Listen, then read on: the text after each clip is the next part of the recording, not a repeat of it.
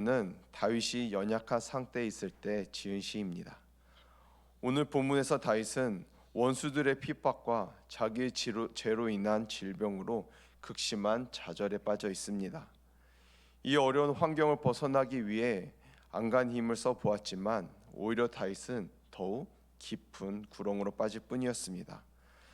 다윗은 핍박과 어려움을 이겨보려고 신앙적인 침묵으로 참아보려고 했지만 참으면 참을수록 내 우람만 부파져 오를 뿐이었습니다. 본문 3절을 보시면 내 마음이 내 속에서 뜨거워서 작은 소리를 읊조릴 때에 화가 불이 붙으니 라고 다윗은 표현합니다. 그래서 다윗은 하나님께 인간 스스로는 환경을 탈출할 수 없는 연약한 존재라는 사실을 깨닫게 해달라고 하나님께 간구합니다. 다윗은 자신에게 닥쳐온 고난의 환경을 스스로 결탄코 벗어날 수 없다는 것을 깨달았습니다. 우리의 삶을 보아도 인생에 한계가 있음을 느낄 때가 있지 않습니까? 우리의 일상을 봐도 그렇습니다. 생로병사나 천지지변 이런 것을 봐도 인간이 아무리 애를 써도 극복할 수 없는 한계가 있는 것입니다. 전도서 8장 17절 말씀을 보시면 하나님의 모든 행사를 살펴보니 해 아래에서 행하지는 일을 사람이 능히 알아낼 수 없도다.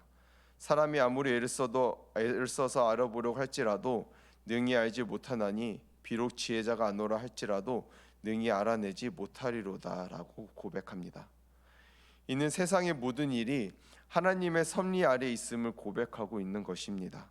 그러면 우리는 다윗처럼 하나님 앞에서 우리 자신을 깨달아야 합니다. 다윗은 자신의 행동, 특히 말을 참으려고 무척 노력했습니다. 1절 말씀을 보시면 내 혀로 범죄하지 아니하리니 내 입에 재갈을 먹이리라고까지 했습니다. 자신의 정당성을 변호하고 싶었지만 이를 참고 침묵하기를 애썼습니다. 다윗이 이처럼 침묵하기를 힘쓴 이유를 9절에서 표현한 것처럼 이 모든 일을 행하시는 분이 하나님이시기 때문입니다. 그러므로 침묵은 하나님을 인정하고 의지하는 표현이었습니다. 예레미야 선지자를 통하여 받아 알 수 있습니다. 사람이 여호와의 구원을 바라고 잠잠히 기다림이 좋도다. 사람이 젊었을 때에 멍에를 매는 것이 좋으니 혼자 앉아서 잠잠할 것은 주께서 그것을 메우셨음이라 라고 했습니다. 이처럼 인생의 일에는 하나님이 주권자가 되십니다. 그러나 억울하게 당하는 고난이라면 침묵하기란 말처럼 쉽지가 않습니다. 다윗도 자신의 침묵으로 인하여 오히려 마음의 우라가 불같이 들끓고 또 생각하면 생각할수록 억울함이 북받쳐 올라 견딜 수가 없다고 고백합니다. 우리들은 이러한 상황에 처하게 되면 가까운 사람에게 마음속에 있는 감정을 쏟아놓기 마련입니다. 이렇게 감정을 쏟아놓으면 일시적으로는 마음이 시원할 수 있습니다. 하지만 마음의 괴로움은 더욱 커질 수가 있습니다. 그 이유는 사람은 결코 의지할 만한 존재가 되지 못하기 때문입니다. 그래서 시편 146편 3절에서 5절 말씀을 보시면 방백들을 의지하지 말며 도울 힘이 없는 인생도 의지하지 말지니 그 호흡이 끊어지면 흙으로 돌아가서 당일에 그 도모가 소멸하리로다. 야곱의 하나님으로 자기의 도움을 삼으며 여호와 자기 하나님에게 그 소망을 두는 자는 복이 있도다라고 말씀하십니다. 그래서 다윗은 불같이 끓어오르는 마음과 변명하고 싶은 마음을 하나님 앞에 털어놓았습니다. 이는 자신의 연약함을 깨달음으로써 전적으로 하나님만 의지하기를 바라는 마음이었습니다. 이것이 분을 내어도 범죄하지 않는 방법입니다. 사람이 화를 내지 않을 수는 없지만 에베소서에 분을 내어도 죄를 짓지 말며 해가 지도록 분을 품지 말고 마귀에게 틈을 주지 말라는 말씀처럼 분노가 죄로 연결되지 않도록 해야 합니다. 4절 말씀입니다. 여호와여 나의 종말과 연한이 언제까지인지 알게 하사 내가 나의 연약함을 알게 하소서. 사람을 향해 입을 열지 않았던 다윗이 하나님을 향하여 이렇게 고백합니다. 다윗은 악한 사람들이 불의를 행할 때에도 침묵으로 일관했습니다. 다윗은 마침내 하나님을 향하여 입을 열어 고백하는데, 하나님, 저 악한 사람들 행실을 모두 보셨지요. 하나님, 저 사람들이 자기 마음대로 떠드는 말도 들으셨지요. 하나님, 저 악한 사람들에게 벌 좀 주세요 라고 호소하지 않았습니다.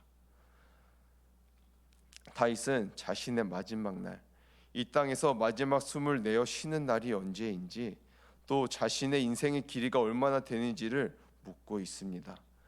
이것은 다윗 자신이 몇 살까지 살지, 몇 년, 몇 월, 며칠까지 살다가 죽을지 날짜가 궁금한 것이 아니었습니다. 자신도 죽을 날이 있고 이 세상을 떠나야 할 날이 있다는 것을 잊지 말게 해달라고 기도하는 것입니다. 사람은 죽을 날이 얼마 남지 않았다는 사실을 직면하게 되면 자신의 삶과 신앙이 무엇이 중요한지를 깊이 생각하게 됩니다. 또 관계가 소홀했던 사람이나 서로 감정이 상한 채 내버려두었던 사람도 다시 정리하게 됩니다. 그리고 자신이 연약한 존재라는 것을 깊이 인식할 때에 연약한 다른 사람도 진심으로 생각하게 됩니다. 7절을 보시겠습니다. 주여, 이제 내가 무엇을 바라리요? 나의 소망은 주께 있나이다. 다윗이 지금 무슨 상황에 처해 있습니까? 죽음의 위기와 절망적인 삶의 현실을 겪고 있습니다. 사실 삶의 초라함을 깨닫지 못하고 아무런 위기를 겪지 않으면 다윗처럼 주님께 소망이 있다고 고백하기는 어려울 것입니다. 왜 그렇습니까? 우리를 돌아보아도 알 수 있지 않습니까? 우리가 부족함 없이 삶을 살고 어려움 없이 삶을 살고 있다면 우리는 간절히 주님을 찾지도 기도하지도 않습니다. 그러니 다윗을 비롯해서 우리 모든 사람은 하나님 없는 삶이 얼마나 초라하고 절망적인지를 깨닫게 될 때 더욱 진실한 마음으로 하나님을 찾고 하나님께 소망을 둔다고 고백할 수 있을 것입니다. 그러기에 다윗은 4절에서 무엇을 알게 해달라고 했습니까? 여호와여, 나의 종말과 연한이 언제까지인지 알게 하사 내가 나의 연약함을 알게 하소서라고 간구합니다. 다윗은 자기의 생명은 결코 영원하지 않다는 것을 분명히 알게 해달라고 합니다. 또 자신이 연약한 존재라는 것을 알게 해달라고 했습니다. 물론 우리가 살고 있는 이 시대는 과학기술이 발달하면서 인간의 수명도 예전보다는 많이 길어졌습니다. 하지만 아무리 생명공학이 발달해도 죽음을 피할 수 있을까요? 피할 수 없습니다. 사람은 누구나 죽음을 겪게 되어 있습니다. 그렇기 때문에 예수님께서도 뭐라고 하셨냐면 마태복음 6장 27절 말씀 보시겠습니다. 너희 중에 누가 염려함으로 그 키를 한 자라도 더할 수 있느냐라고 말씀하셨습니다. 우리가 건강 때문에 여러 가지 걱정을 하고 염려도 하지만 사실 우리가 걱정과 염려는 키 한 자도 더할 수가 없는 것입니다. 7절 말씀입니다. 다윗은 이렇게 고백합니다. 주여, 내가 무엇을 바라리요? 나의 소망은 주께 있나이다. 나의 소망이신 주님을 바라봅니다. 이렇게 할 때 다윗은 세 가지의 뚜렷한 변화를 경험하는데요. 첫 번째는 문제 가운데서 나오게 되었습니다. 8절을 보시면 나를 모든 죄가에서 건지시며 우매한 자에게 욕을 보지 않게 하소서라고 했습니다. 다윗은 지금 자기의 분노의 감정 속에서 빨려 들어가고 있었습니다. 그런데 그것이 그 자신을 다시 더 큰 죄의 올무에 넣는 것임을 다윗은 깨닫습니다. 그래서 자신을 모든 죄가에서 건져달라고 기도하는 것입니다. 두 번째는 다윗은 상황을 컨트롤할 수 있는 힘을 얻었습니다. 9절입니다. 내가 잠잠하고 입을 열지 아니함은 주께서 이를 행하신 까닭이니이다. 다윗은 이제 원수 앞에서도 넉넉히 잠잠할 수 있었습니다. 왜냐하면 하나님께서 이 모든 일들을 행하신다는 것을 깨달았기 때문입니다. 내가 힘들어하는 사건들의 배후에 이미 주님께서 계심을 알게 되면 우리는 평안할 수 있습니다. 다윗은 지금 그런 평안을 누리고 있습니다. 이제는 더 이상 흥분하지 않아도 되고 분노하지 않을 수 있게 되었습니다. 세 번째는 다윗은 기도할 힘을 얻었습니다. 12절에서 그는 이렇게 기도합니다. 여호와여, 나의 기도를 들으시며 나의 부르짖음에 귀를 기울이소서. 내가 눈물 흘릴 때에 잠잠하지 마옵소서. 기도는 응답의 확신이 있을 때 더 강하게 할 수 있습니다. 다윗은 어렵고 복잡한 상황에서 하나님의 간섭하심을 깨닫고 고백합니다. 그리고 기도합니다. 그리고 능력을 얻습니다. 성도 여러분, 다윗은 세상의 왕으로 보기에는 너무도 인간적이었습니다. 하지만 평범한 사람이라고 하기에는 너무도 탁월했습니다. 그 비밀이 무엇입니까? 그것은 바로 문제가 있을 때마다 문제를 하나님께로 가지고 간 것입니다.